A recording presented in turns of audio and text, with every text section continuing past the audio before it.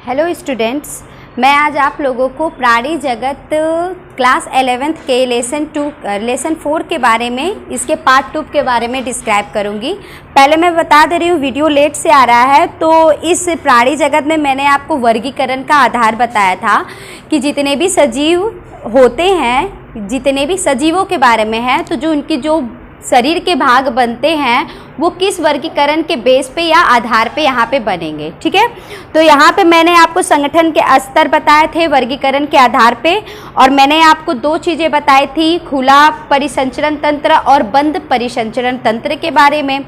इस वीडियो में मैंने आपको एक हेडिंग डलवा के छोड़वाया था, सममिति, क्योंकि वर्गीकरण के आधार पे जो शरीर होते हैं हमारे, वो सममिति, प्रगुहा, पाचन, परिसंचरण के आधार पे अपना अलग अलग कार्य करते हैं।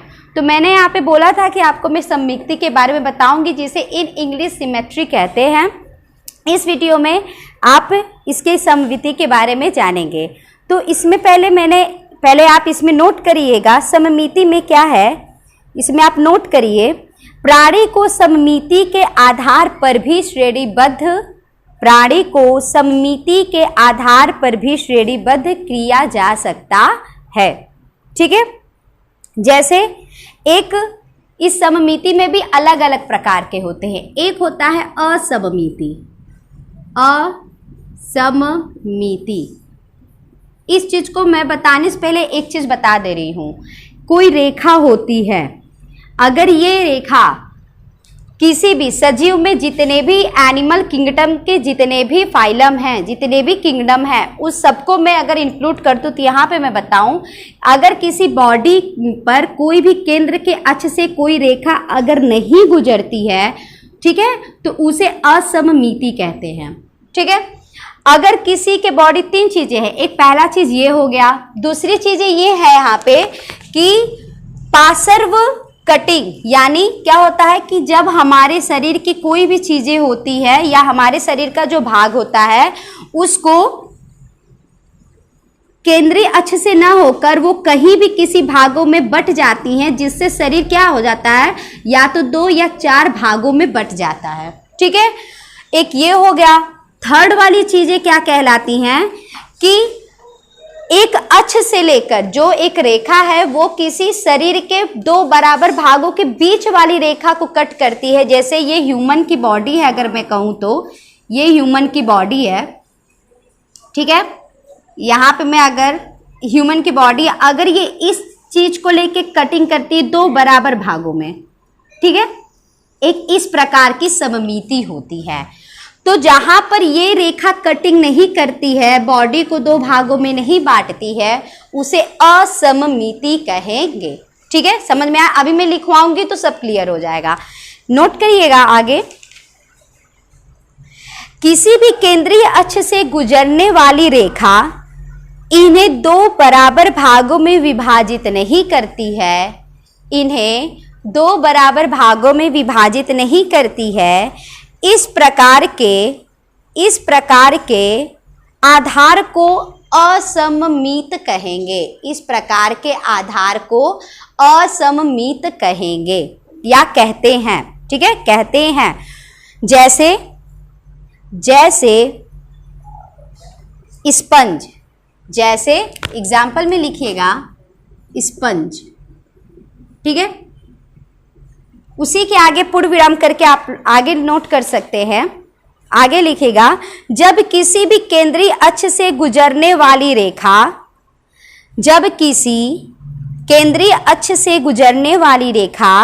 प्राणी के शरीर को 2 समरूप भागों में विभाजित करती है। ठीक है, प्राणी के शरीर को कितने भागों में? 2 समरूप भागों में विभाजित करती है, तो इसे अरीय सममिति कहते हैं। तो इसे अरीय सममिति कहते हैं।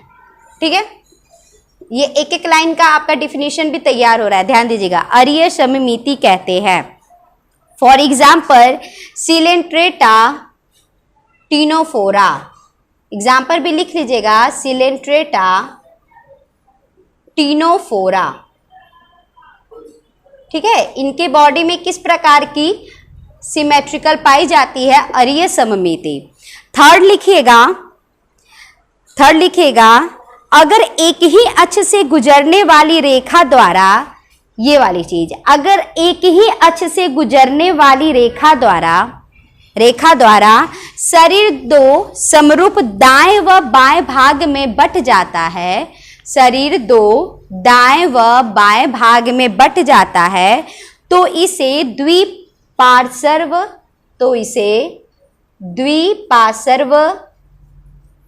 सममिति कहते हैं। क्या कहेंगे? द्विपार्श्व सममिति कहते हैं। इसका एग्जाम्पल आप लिख सकते हैं एनिलिडा,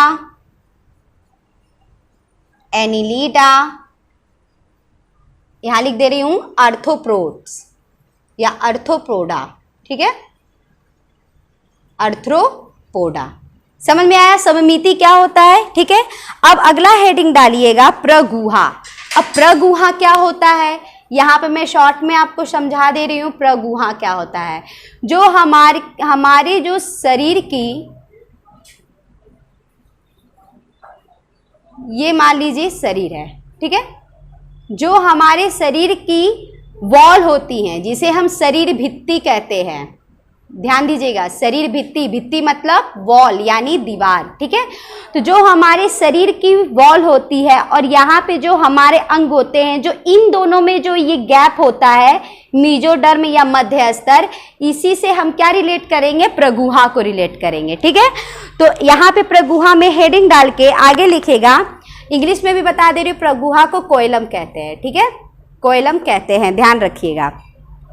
लिखेगा शरीर भित्ति तथा आहार नाल के बीच में, शरीर भित्ति तथा आहार नाल के बीच में, आहार नाल क्या, यहीं से हमारा जो पाचन क्रिया वो कहाँ से स्टार्ट होती है?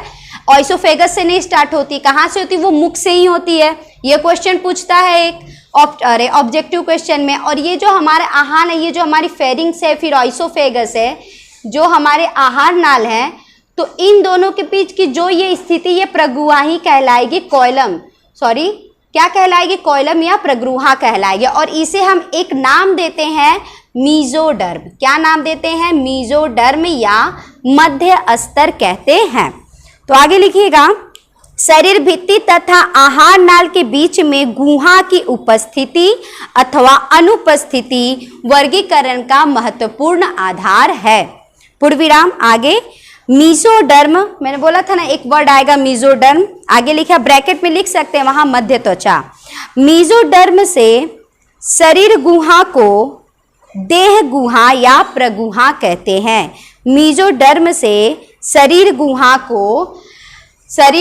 को देह गुहा, प्रगुहा को और क्या कह सकते हैं? देह गुहा या प्रगुहा कहते हैं, ठीक है। जैसे एनिलिडा, मोलस्का, आर्थ्रोपोडा, इकाइनोडर्मेटा तथा कॉर्डेटा, इन सभी प्राणियों को हम लोग प्रगुही प्राणी कहेंगे। इन सभी प्राणियों को हम लोग प्रगुही प्राणी कहेंगे। यानी ये जहाँ प्रगुहा पाया जाता है, कॉर्डेटा, एनिलिडा, इकाइनोडर्मेटा में, इन सभी प्राणियों को हम क्या कहेंगे? प्रगुही प्राणी कहेंगे और इंग्लिश में कोइलोमेट्स कहेंगे, ठीक है। आगे आप हेडिंग डालिएगा खंडी वहन।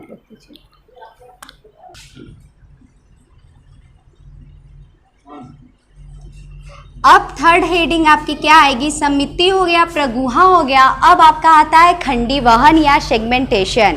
अब खंडी वहन क्या है, नाम से ही समझ गए होंगे, ठीक है। सेगमेंटेशन क्या होती है, ठीक है। अब इसके आगे हम लोग लिखेंगे कुछ प्राणियों में शरीर बाह्य तथा आंतरिक दोनों ओर श्रेणीबद्ध खंडों में विभाजित रहता है।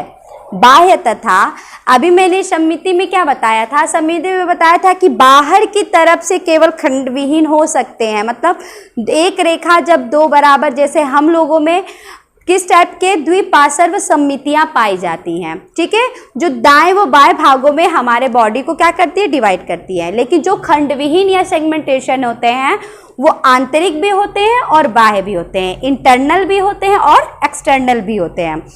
तो लिखेगा कुछ प्राणियों में शरीर बाह्य तथा आंतरिक दोनों ओर श्रेणीबद्ध खंडों में विभाजित रहता है। श्रेणीबद्ध खंडों में क्या रहता है? विभाजित रहता है, जिनमें कुछ एक अंगों की क्रमिक पुनरावृत्ति होती है। जिनमें कुछ एक अंगों की क्रमिक पुनरावृत्ति होती है।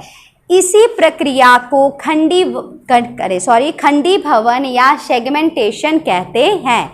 इसी प्रक्रिया को खंडीभवन या सेगमेंटेशन कहते हैं। आपने देखा होगा एनिलिडा, एग्जाम्पल में एनिलिडा, ठीक है। अब एनिलिडा में कौन से जंतु आते हैं? मोस्ट है। किस एनिमल को किसानों का मित्र कहा जाता है? क्वेश्चन पूछता है ना, तो उसका आंसर क्या होता है? केचुआ, ठीक है। ये फर्टिलिटी, ये सवाल को क्या फर्टाइल करने में मदद करता है। तो जो केचुए का आप कभी शरीर देखिएगा, आपके बुक्स में अच्छे से फोटोज दिए गए हैं, डायग्राम दिए गए हैं, तो केचुए का शरीर क्या होता है? विखंडी खंडी भवन में बटा हुआ रहता है, ठीक है। बाहर की तरफ से वो हमें दिख जाता है। मैं अंदर की बात नहीं कर रही हूँ, बाहर की बात कर रही हूँ, ठीक है।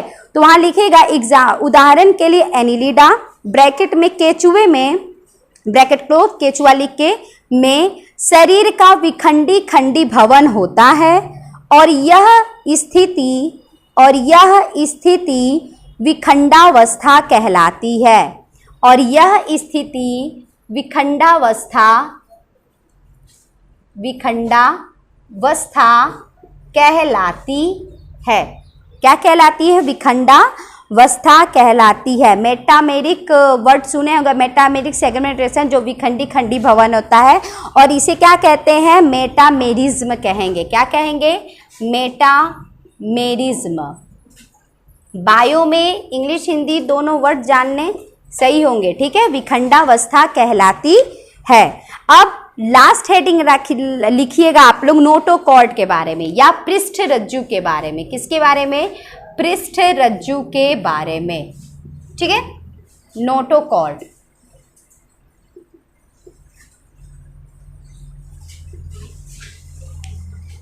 पृष्ठ रज्जु के बारे में। अब यहाँ पे लिखिएगा कुछ एक प्राणियों के शरीर में